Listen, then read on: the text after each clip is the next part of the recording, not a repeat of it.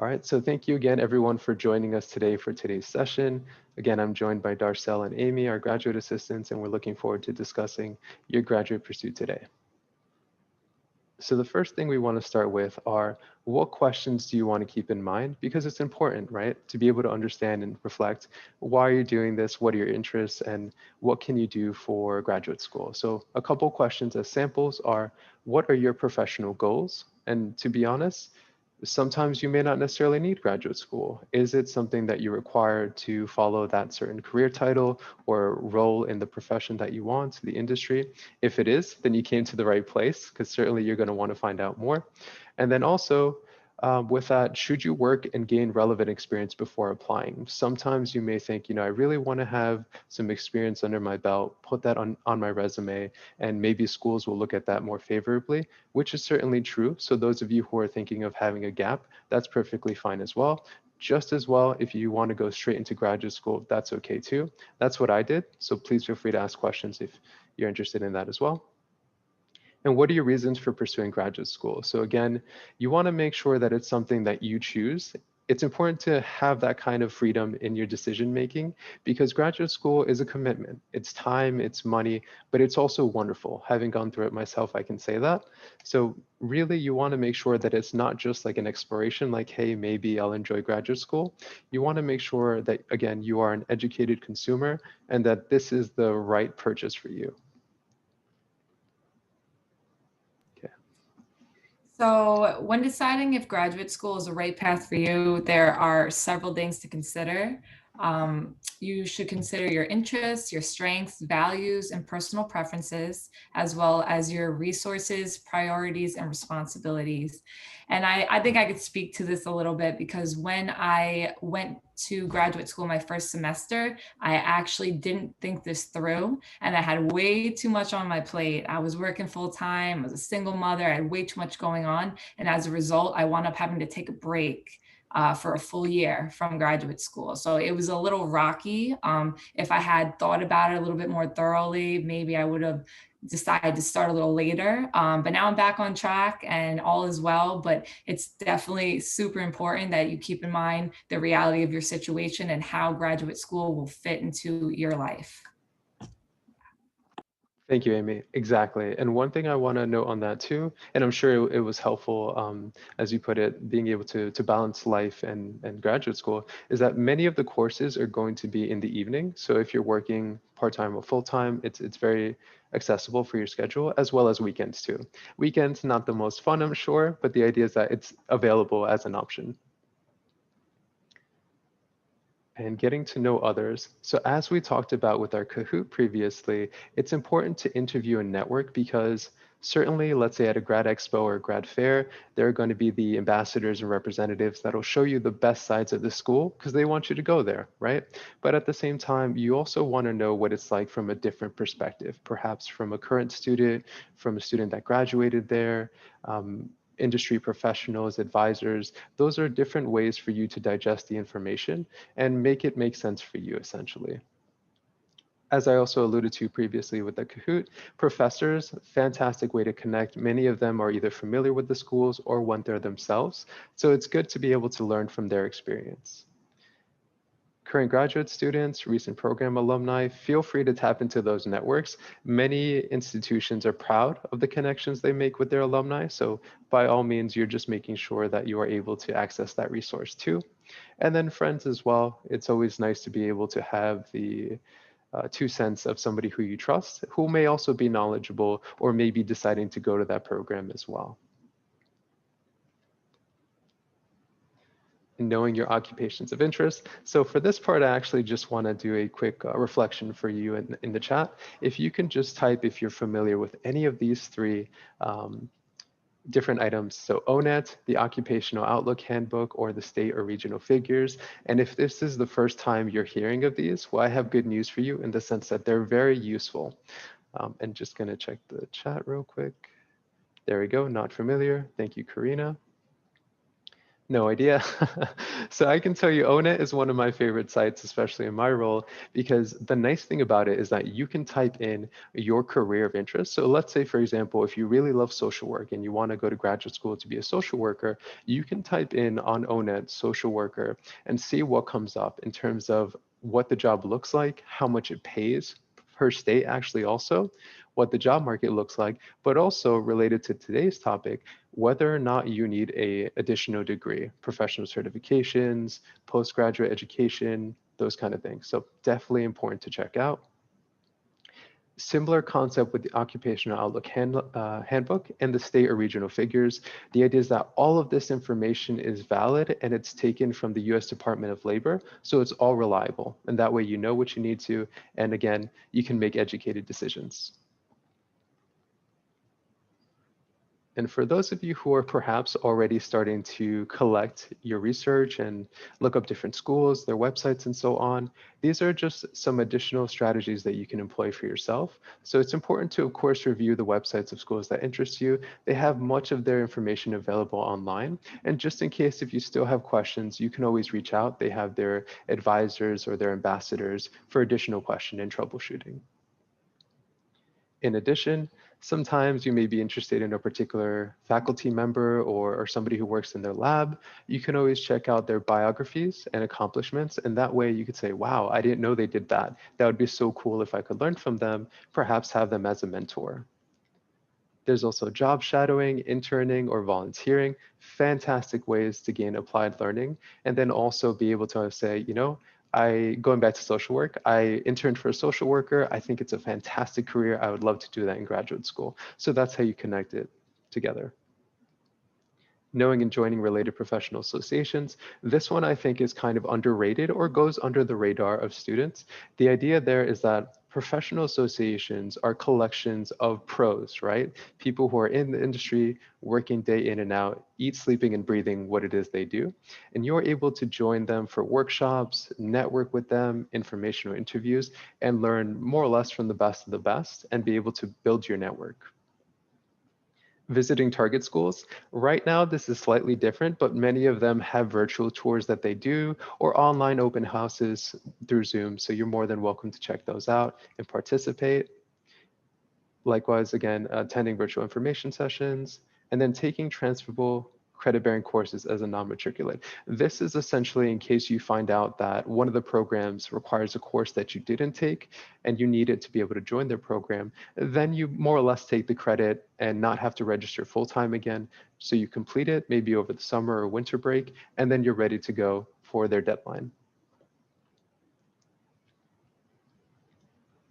So now that we talked about a few of the different things, the idea is you want to ask yourself, does the program mesh well with the expectations and objectives you have for your graduate education? I want each and every one of you to consider the different items we have listed here because everyone has a unique situation, right? So for some of you, perhaps the cost is certainly going to be a factor, whereas for others, perhaps it can be things like location. Maybe you want to stay near family or a certain area that you love, average time to degree. As Amy put it previously, if you have other commitments and obligations, you want to keep in mind and schedule that accordingly. So I'll just quickly go through each one. So we have the missions, values, and focus. Some schools will brand themselves differently, and perhaps that resonates with you better. So just keep that in mind. Academic content. So in case they have access to different resources, concentrations, and methods that are really appealing to you. Location. Now you can even explore more options virtually, especially if that's something you're already becoming used to and enjoying. We have costs, and we will discuss ways to finance that in budget, so no worries. Size, some of you may prefer huge campuses. Purchase is more on the smaller end, so if you like that, you may try to find something similar or try something new. Admissions requirements. This can go into the standardized testing, your grades, and so on. Some of them are a little bit more competitive and strict. Others are a little bit more flexible. Just know the difference. Employment success of graduates. Many schools are very excited to post that on their websites, so it's usually not too hard to find. Timing and average time to degree. So just keeping in mind, do you want to do it as fast as possible or space it out according to what works best for you? track record, and prestige. It's kind of like, what is the reputation of the school, and is that something you're buying into? Selectivity, competitiveness, supportive resources, facilities, amenities, just knowing what resources and benefits are open to you when you come to. For those of you who did this in undergrad, I'm sure you compiled a list of top choices, middle choices, and safety schools. And I'm sure for everybody, Purchase was number one, right? But just in case, the idea is you want to keep in mind, this is a good practice you can have for graduate programs. It's okay to apply to many of them. And if you're worried about the cost of that, there are fee waivers too. So that way you don't have to worry about applying to more schools and ending up having a bigger bill. And this slide is wonderful because it has the application package, kind of a nice, neat summary for you.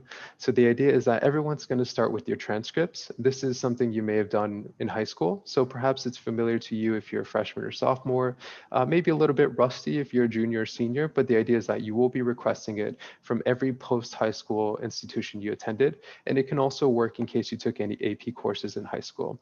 Not too difficult. Usually you just go downstairs to the registrar, you ask for the paperwork.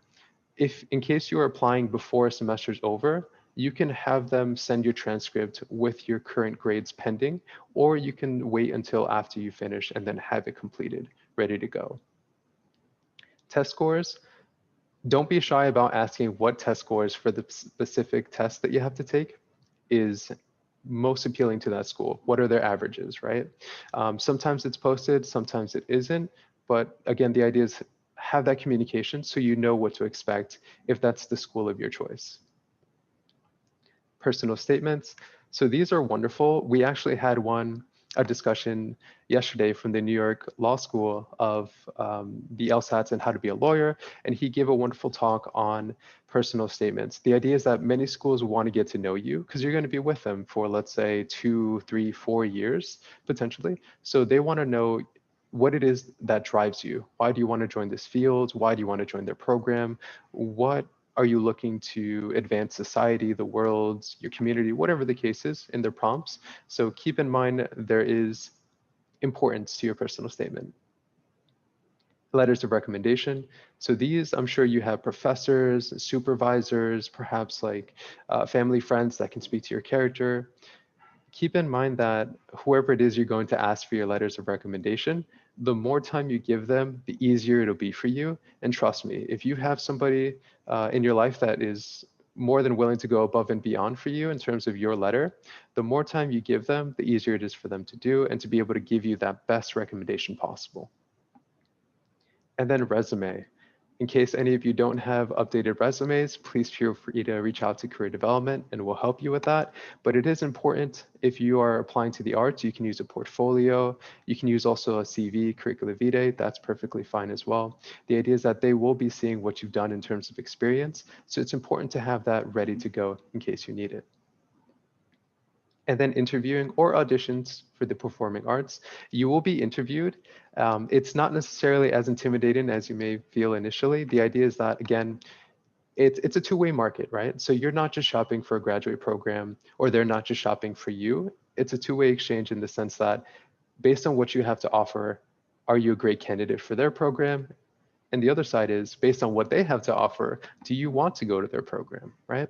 So the interview is a nice exchange of that, and you're able to speak to the directors and perhaps somebody who's in the program or a faculty member there as well. And just so you know, if you're following along, please feel free to drop any questions in the chat, and I'll take a look and answer based on the slides, or we can get to that towards the end if you prefer.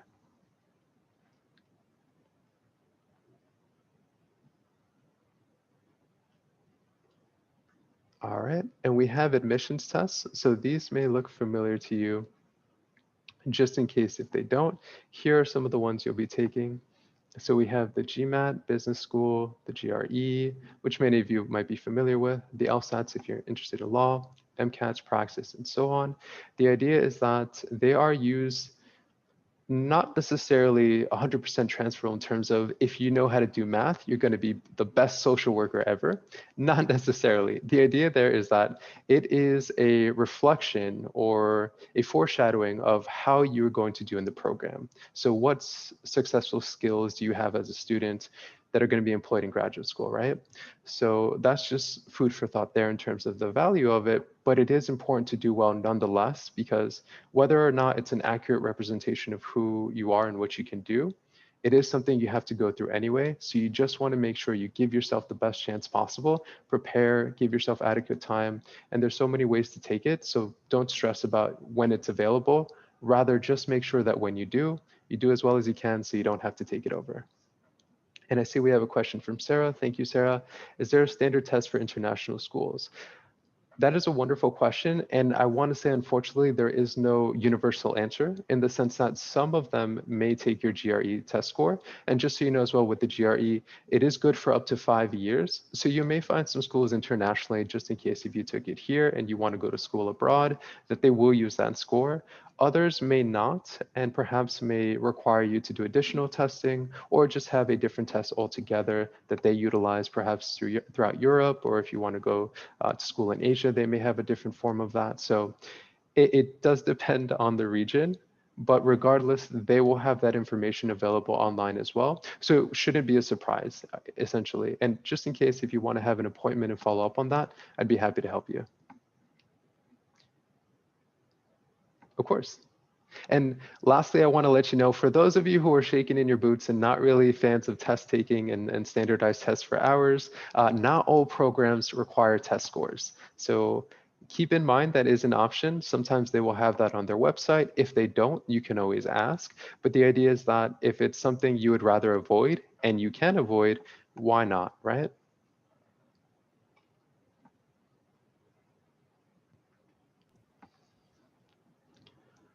All right, so here we have preparing for entrance exams, study guides, practice tests, study groups. So these are a few different things, some of which you're probably already employing. So for example, maybe you create your own study guides. Maybe you practice online.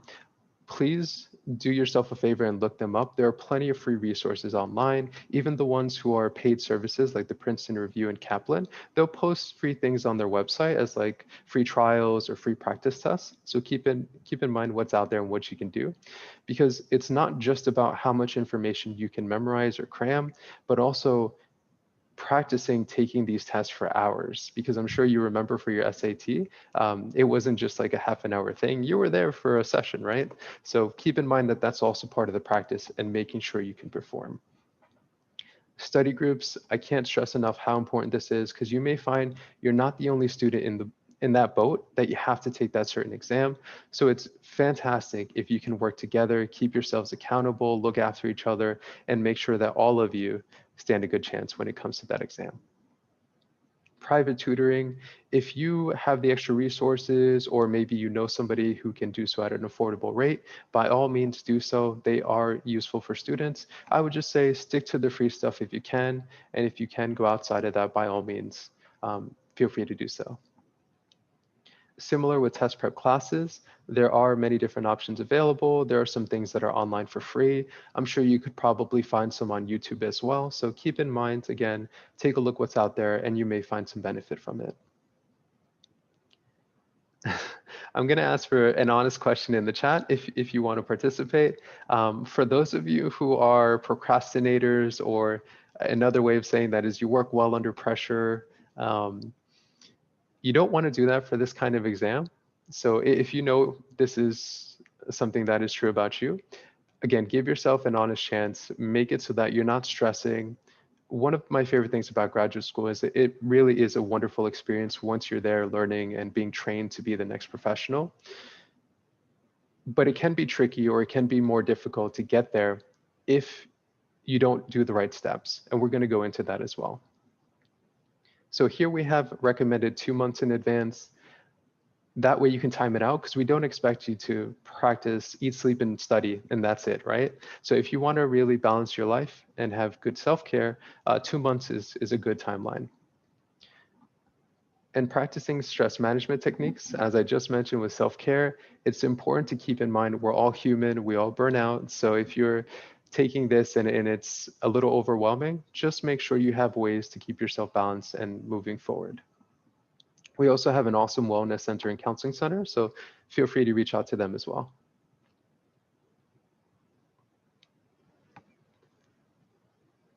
Okay, so here we have the how to pay for graduate school, looking for free money first. So as I mentioned in the Kahoot, um, scholarships and grants do exist. Certainly it's a different format than undergrad. It's not as readily available, but certainly it's there. And there's no reason not to apply and check it out. So we have a few websites here, scholarships.com, financialaid.org, pearsons.com. Feel free to take a look. You never know what you can fall under in terms of saving money. Professional associations also have scholarships and awards too, so you can look into those. And there are many ways to help finance, so it's not just you independent and you with loans. But I do want to say as a disclaimer that it's not as much as undergrad, so just keep that in mind. And then of course we have exploring fellowships, assistantships, research, and teaching opportunities. So I do want to mention that there are opportunities with the university. So if you go to a fair or if you reach out to this specific school, ask them about their opportunities to work at the school. Maybe you can work in their admissions office, being an administrative assistant, and perhaps that can help. And we'll go into that a little bit more. But the idea is that it's a nice way to balance your work and your school. If you're working there, they'll know what your schedule is like. They'll understand you're going through the program. So it may be a little bit more flexible. And compensation can include tuition coverage and or a stipend. So the idea there with tuition coverage is that imagine if you are making perhaps a bit more than minimum wage, but you can take a free class or you save thousands on a class. Then you actually end up saving more in the long run by working at this program rather than just getting paid a bit more at a different job. So keep that in mind and how that factors best for you.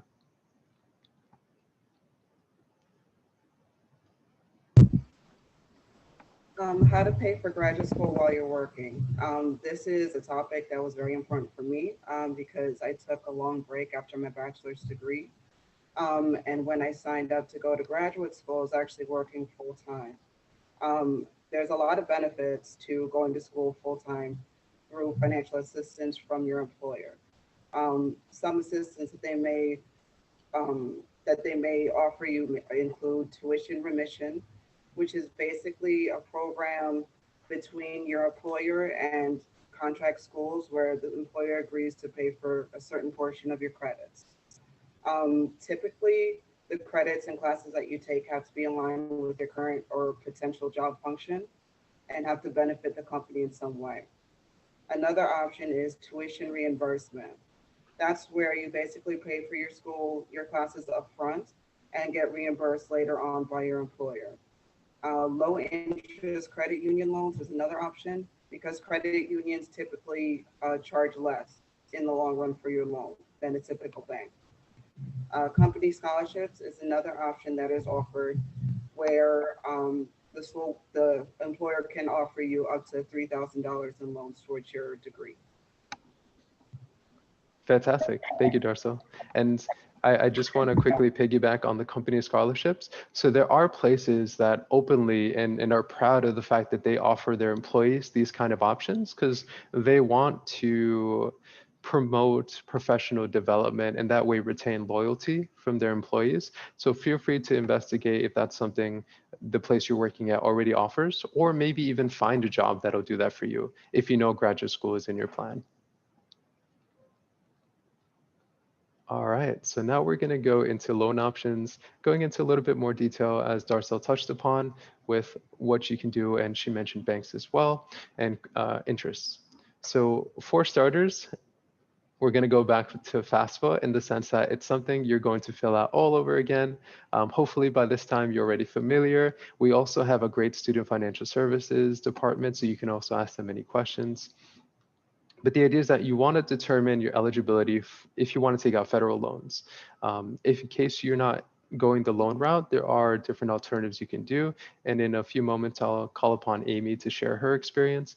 But for now, sticking with loans, these are the steps that you're going to take to make sure you qualify and what your options are. So we have Stafford loans, we have unsubsidized. So with unsubsidized, you are responsible for all the interest that accrues while you are in school. So that's something you want to keep in mind, right? On the opposite end of that, there are subsidized loans. And the idea is that you always want to make sure you read the fine print and you know which is which, because for example, if you choose the option that allows you to have a freeze on your interest while you go to school, the idea is that you don't have to worry about that interest accumulating, and then you can start to pay that off once you graduate. Likewise, there are grace periods with loans. So I believe for mine, for reference, it was about 6 months after you graduate. That's when they expect you to start making payments, and it gives you time to find work and whatnot. So it's always nice to keep in mind what the options are. Again, read the fine print. Can't stress that enough because you don't want to be caught off guard later on. And then just in case if you're having a hard time with FAFSA and your eligibility there, there are other alternatives. I just want to say as a disclaimer, put your efforts into these first, because when it comes to banks or private lenders, their interest rates tend to be higher. So if you have no other option, they're not the worst, of course, and they'll help you go to school, which is the most important thing. But you just want to make sure that you explored your other options first, and that way you don't have to worry about those heavy interests later on. So just save yourself some trouble there in case with the other options, but if not, they're perfectly viable. Just keep in mind again, what are your options to be an educated consumer? And I'll call upon you, Amy, now, so you can share how you are budgeting your graduate school. Sure. So after doing a lot of research and looking into all my options, I decided the best route for me was to pay as I go. So I have not taken out any loans. As we all know, graduate school is expensive, and this could be a very difficult route to do. So if you're going to do this and work as you're in graduate school and try to pay it as you go, you really need to write down and budget and be realistic. I'm fortunate to work for a company that does give me up to $5,000 a year towards my education. So that helps, but that's just the tip of the iceberg. So I just can't stress enough how important it is to write down your finances and budget and see if this is a realistic option for you, because the last thing you want to do is to be stuck in the middle of the semester and not know how to pay. So yeah. Fantastic. Thank you so much, Amy. And one last thing I'll mention on loans as well, unless you have questions in the chat, is keep in mind also, by the way, the amount awarded to you is usually actually more than the courses themselves. So that way it helps potentially to pay for textbooks. Maybe you want to use that for living expenses. I just want to give you a quick tip on that. If you don't need the extra money, try not to take it, as appealing as it may be, because that's money you'll have to pay back later. Whereas if you use pretty much just what you need to get by, that'll be less interest and so on. So just keep that in mind. You don't have to take the full amount if you don't need it.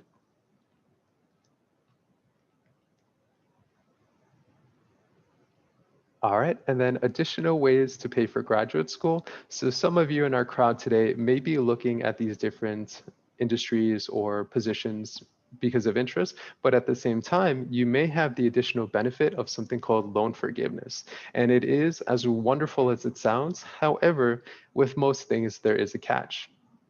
So here we have a few different examples of working in public service and receiving partial loan forgiveness, in this case for Perkins loans. So we have AmeriCorps, Peace Corps, Volunteers in Service to America, teachers, nurses, counselors, military service, and so much more. So for example, let's say if you wanted to go to get your master's to become an educator anyway, and you're like, oh, wait a minute, I can actually get loan forgiveness, then that is something you definitely want to check out. The idea with loan forgiveness doesn't mean exactly that you go to school for free. No, there are still payments involved and you have to meet the criteria. Please use the link to find out more on that.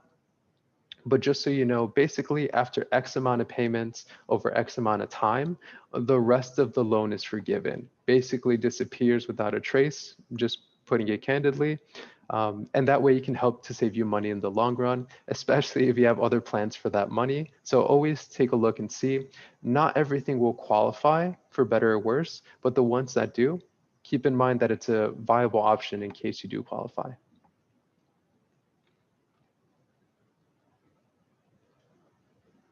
All right, and then here we have some helpful hints to stay organized. So for those of you who are a bit more on the organized side or love to like color code your notebook or you have different folders for different papers and things like that, you're gonna have a wonderful time. because you already have that mindset and that habit, which is fantastic. It's going to save you time. It's going to save you headaches. Trust me. But in case you're not like that, or in case you want to take this time to start practicing these great habits, then these are some ways to do so. Creating separate folders or files for each school you're applying to. So we have some examples, your application materials, the financial aid, references, and personal statement. That's going to help you to stay on top of things because you're probably going to apply to more than one school anyway. So in doing so, you don't have to worry about losing a transcript here and having it for another school and that whole messy part of not being organized. So the idea is that do yourselves a favor, stay organized at the beginning, and it gets easier as you go along. The other quick thing I'll tell you there is that just in case, if you are writing your personal statement and you don't have a way to organize yourself, one of the worst things you can do, and there are horror stories out there, is sending in a personal statement with the wrong name to that school. It may not 100% eliminate your choices, but it probably will not help you. So just in case, you want to make sure you are organized and reviewing everything you're sending out.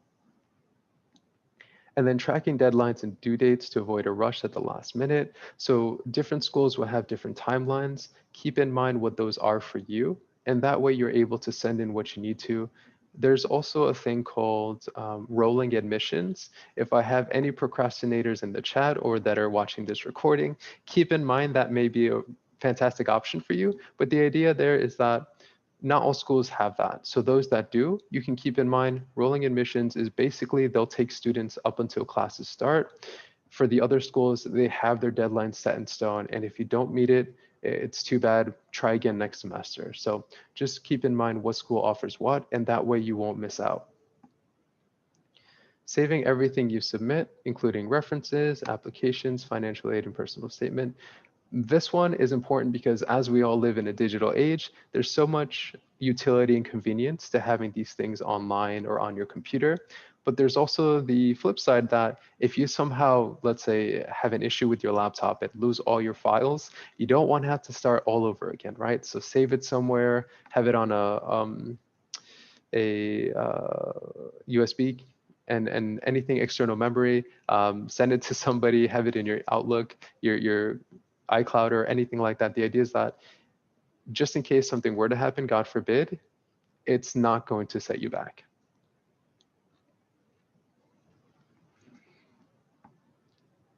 So here we start going into our prep timeline. So in case there's any freshmen here, and if you are a freshman, thank you for coming.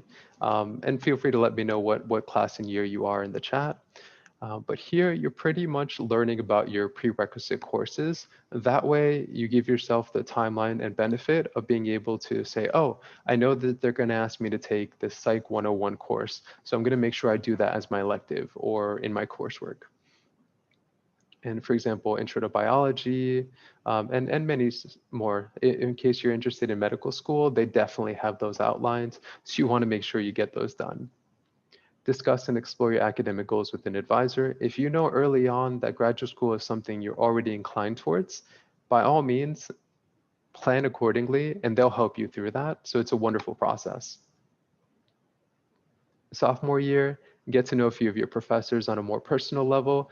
This is something to keep in mind when it comes to recommendation letters. You want to leave a strong and positive impact on your professors, and that way they'll be more than happy to help you out later on. If you have the good fortune of having a professor more than one semester, this is a perfect time to, again, give that great impression so you have somebody you can count on later. And just in case if you're a transfer student and you're like, well, you know, I'm shifting schools, so I have to kind of start over and know professors for the first time, that's okay. For many of you, for example, your senior project advisors are going to be wonderful for that because you're working under them directly for a full year. So keep in mind that you can always do that, even if you're a transfer student. And then we have junior year, which is researching the different programs. So it is still a year in advance, basically, but don't get too comfortable and do that research. It's fine to get started. You're going to help yourself in the long run. Reviewing catalogs and admission requirements. You want to make sure, again, that you know what you're getting into. If you find a school that's perfect for you and it doesn't need any exams, fantastic. if you do find a school you love and they do take exams, find out which ones, find out those test scores, and that way you can plan accordingly and do the best you can. Senior year. So now you're going to start requesting and filling out these applications. Again, keep in mind applications usually do cost money. And if they do, ask about their free waivers or their waivers for their applications. The idea is that sometimes you fill out a form, you talk about your financial status or how you would benefit from not having to pay that. Other times, if you go to a workshop or if you're on a newsletter, they'll send it to you automatically. So keep in mind, you can save a lot of money. Imagine if you have to pay $100 per school or like 75 and you apply to 5 schools. You don't want that to be a bill you don't have to pay, right? Register and take entrance exams. As I mentioned, entrance exams are readily available throughout the year. To be honest, you could register and take it basically tomorrow. But the thing is that you may not be ready to take it tomorrow. So again, just plan, and that's the best part for you.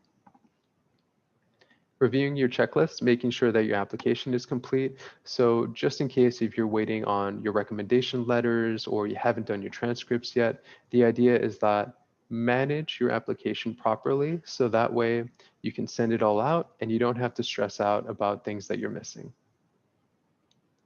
And submitting applications, being mindful of deadlines. We know that life happens, emergencies happen, things are out of our hands sometimes, but if you give yourself proper time and plan for that, then you won't have to worry about the unexpected and you're taking control of everything you possibly can.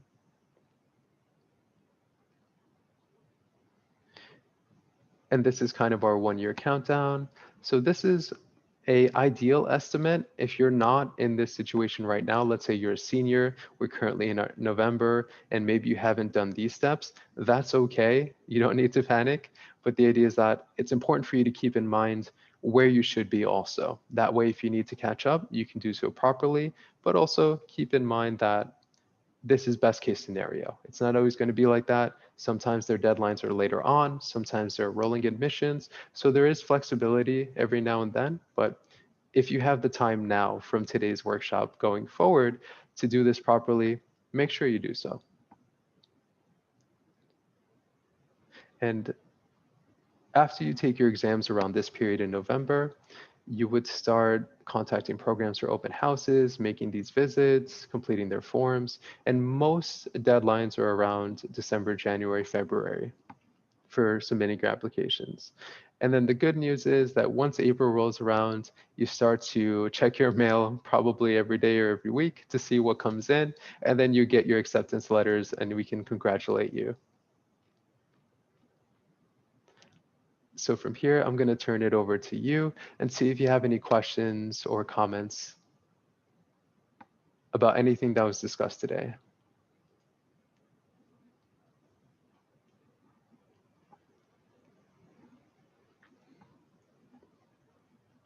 And just so you know as well, yes, I will definitely send that YouTube link. Thank you for the reminder, Karina. As well as I will just write my email in the chat. So that way, any of you who may think of a question later on can reach out to me. As you see, I'm the one who gave this workshop with the help of Darcel and Amy, and all 3 of us are on the team of career development. So if you want our help later on, we'd be happy to assist you.